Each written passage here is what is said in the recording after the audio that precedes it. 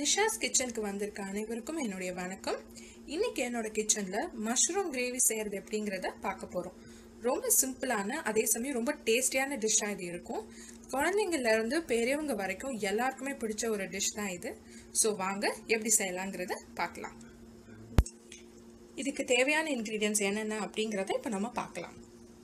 சாப் பண்ணி வச்சுருக்க மஷ்ரூம்ஸ், டொமேட்டோஸ், சின்ன வெங்காயம் நான் பொடியாக கட் பண்ணி வச்சுருக்கேன், கடுகு, கொஞ்சோண்டு வாட்டர், இஞ்சி பூண்டு பேஸ்ட், சோம்பு, அப்புறம் கிராம்பு எடுத்திருக்கேன். நான் கொஞ்சம் கேஷ்யூவையும் சோக் பண்ணி வச்சுருக்கேன். இது ரொம்ப ஒரு எக்ஸ்ட்ரா டேஸ்ட்டும் ஒரு அடிஷ்னல் ஃப்ளேவரும் தரும் உங்களுடைய டிஷ்க்கு. Coconut, red chilli powder, curry leaves, salt to taste, அப்புறம் கரம் மசாலா அண்ட் ஜீரா பவுடர், அதாவது cumin பவுடர். நம்ம கிரேவி ரெடி பண்ணுறதுக்கு முன்னாடி முதல்ல கிரைண்ட் பண்ண வேண்டியதெல்லாம் நம்ம கிரைண்ட் பண்ணி எடுத்துக்கலாம். ஸோ நான் இப்போது கோகனட், கிரேட்டட் கோகனட் போட்டிருக்கேன், அதோட சோக்ட் கேஷ்யூநட்ஸ் போட்டிருக்கேன். இப்போது சோம்பு அண்ட் கிராம்பு போட போகிறேன். நம்ம ஏன் கேஷ்யூவை சோக் பண்ணி வச்சுருக்கோம் அப்படின்னா, ஸோ உங்களுக்கு கிரைண்ட் பண்ணும் போது அது ஈஸியாக கிரைண்ட் ஆகும். ரொம்ப ஒரு மாதிரி சாலிடாக இருந்ததுன்னா உங்களுக்கு கிரைண்ட் பண்ண கஷ்டமாக இருக்கும். ஸோ நீங்கள் பண்ணுறதுக்கு ஒரு 10 மினிட்ஸ் முன்னாடி ஹாட் வாட்டரில் நீங்கள் இந்த கேஷ்யூவை சோக் பண்ணி வச்சுக்கிட்டா உங்களுக்கு கிரைண்டிங் பர்பஸ்க்கு ரொம்ப ஈஸியாக இருக்கும். ஸோ இப்போ கோகனட் நம்ம கிரைண்ட் பண்ணிட்டோம். கொஞ்சம் பார்த்தீங்கன்னா உங்களுக்கு ஒரு லிக்விட் கைண்ட் ஆஃப் பேஸ்ட் மாதிரி இருக்கும். ஸோ இதை நம்ம கிரேவிக்கு யூஸ் பண்ண போகிறோம். கடாய் நல்லா ஹீட்டாக இருக்குது. இப்போ நம்ம ஆயில் ஊற்றலாம். நீங்கள் உங்களுக்கு குக்கிங் ஆயில் எதனாலும் நீங்கள் யூஸ் பண்ணலாம். நான் ஆலிவ் ஆயில் யூஸ் பண்ணுறேன். ஆயில் ஹீட் ஆனதுக்கப்புறம் கடுகு போட்டுக்கோங்க, அதாவது மஸ்டர்ட் சீட்ஸ், அப்புறம் கறி லீவ்ஸ். ஸோ ரெண்டும் போட்டுட்டு நல்லா சாட்டே பண்ணிக்கோங்க.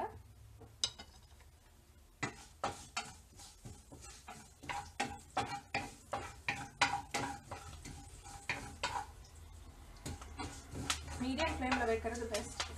ஏன்னா உங்களுக்கு ஈஸியாகவும் குக் ஆகும், அதே சமயம் எதுவும் கருகாமலும் இருக்கும்.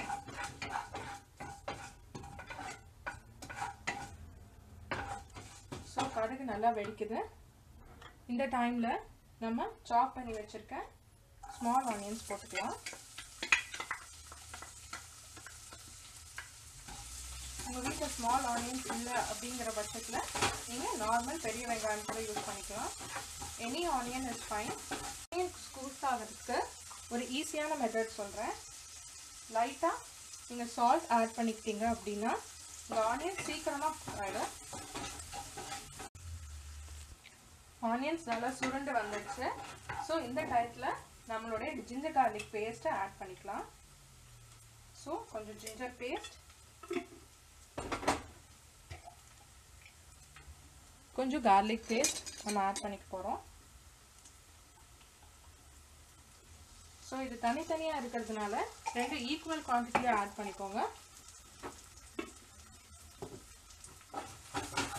ஸோ நல்லா சாட்டே பண்ணிக்கோங்க.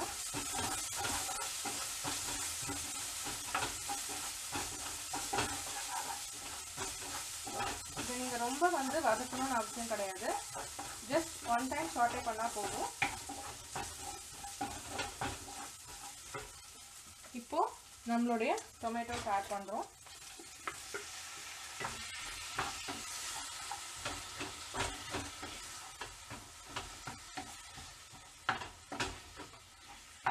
ஸோ இந்த டொமேட்டோஸும் கொஞ்சம் நல்லா குக் ஆகணும். நீங்கள் இதுக்கும் லைட்டாக சால்ட் போட்டுக்கோங்க. ஸோ சால்ட் போட்டுக்கிட்டிங்கன்னா உங்களுக்கு டொமேட்டோஸும் ஈஸியாக குக் ஆகிடும். நீங்கள் இங்கேவே நிறையா சால்ட் போடுறதுனால ஃபைனல் ஸ்டேஜில் கொஞ்சமாக சால்ட் போட்டால் போதும். ஸோ உங்களுக்கு ஈக்குவலாக பேலன்ஸ் ஆகிடும். ஸோ இது நல்லா குக் ஆகட்டும். உங்களுக்கு டொமேட்டோஸ் குக் ஆகிறதுக்கு கொஞ்சம் டைம் எடுக்கும். பட் அந்த டைமை கொஞ்சம் கம்மி பண்ணுறதுக்காக தான் நம்ம சால்ட்டும் போட்டிருக்கோம். ஸோ டொமேட்டோஸ் குக் ஆகணும். நல்லா குக் ஆனால் தான் உங்களுக்கு அந்த டேஸ்ட் அண்ட் ஃப்ளேவர் கிடைக்கும். தக்காளி நல்லா வதங்கிடுச்சு பார்த்தீங்களா. ஸோ இதுதான் நம்மளுக்கு நம்மளுடைய மசாலாஸ் ஆட் பண்ணுற டைம். இப்போ நம்ம ரெட் சில்லி பவுடர் ஆட் பண்ணிக்க போகிறோம். உங்களுக்கு தேவையான அளவுக்கு நீங்கள் காரம் போட்டுக்கலாம். நிறைய காரம் சாப்பிட்றவங்க நிறைய போட்டுக்கோங்க. நார்மலாக மெயின்டைன் பண்ணுறவங்க கொஞ்சம் கம்மி பண்ணிக்கலாம். அப்புறம் கொஞ்சமாக ஜீரா பவுடர், அப்புறம் கரம் மசாலா.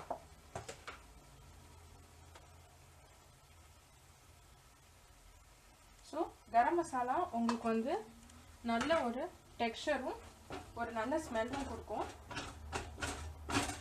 ஸோ இதை நம்ம ஆட் பண்ணிட்டோம்.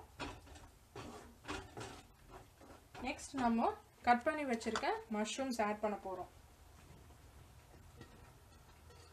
ஸோ மஷ்ரூம்ஸ் ஆட் பண்ணிட்டோம். இப்போ நல்லா அதை ஸ்டிர் பண்ணிக்கோங்க. இந்த கிரேவியோட மிக்ஸ் ஆகணும்.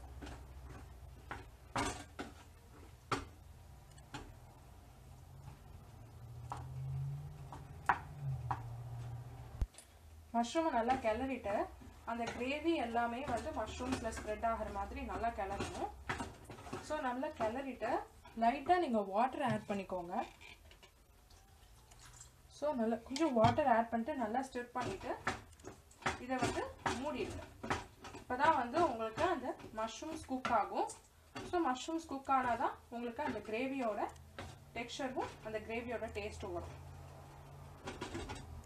ஸோ குக் பண்ணி இந்த லிட்டில் மூடிட்டு கொஞ்சம் சிம்மாக ஹையில் வச்சுக்கோங்க. இப்போ லிட்டை ரிமூவ் பண்ணுறோம். பார்த்தீங்கன்னா உங்களுக்கு மஷ்ரூம்ஸ் நல்லா குக் ஆகிட்டுருக்கு. உங்களுக்கு பபிள்ஸ் வர்றதும் நல்லா தெரியும். ஸோ இந்த டயத்தில் நம்ம கிரேட் பண்ணி கிரவுண்ட் பண்ணி வச்சுருக்க நம்மளுடைய கோகோனட்டை ஆட் பண்ண போகிறோம்.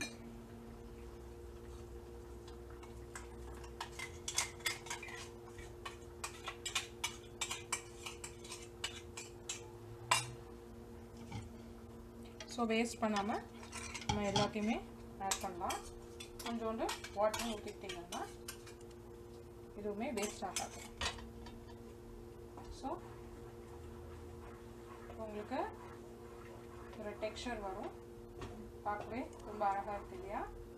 ஸோ இதுதான் நம்மளுடைய final stage of the gravy.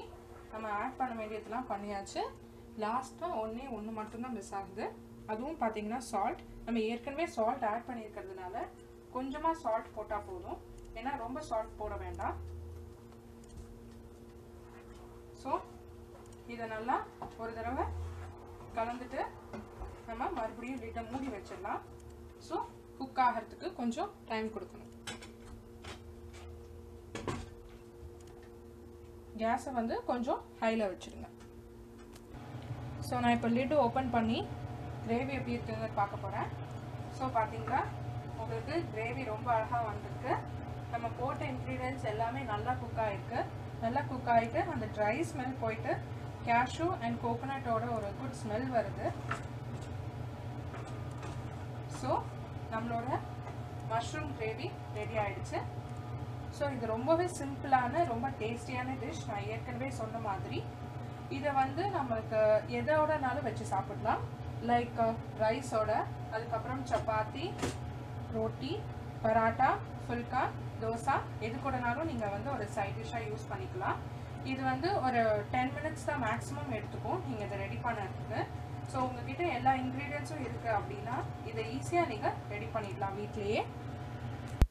So நம்ம கிரேவியை சர்வ் பண்ணியிருக்கோம். இதை வந்து நான் வெஜ் ஃப்ரைட் ரைஸோட சர்வ் பண்ணியிருக்கேன். சின்ஸ் என்ன மாதிரி புதுசாக குக் பண்ணுறவங்களுக்காக நான் என்னோடய எக்ஸ்ப்ளனேஷன்ஸை கொஞ்சம் எலாபரேட் பண்ணியிருக்கேன்.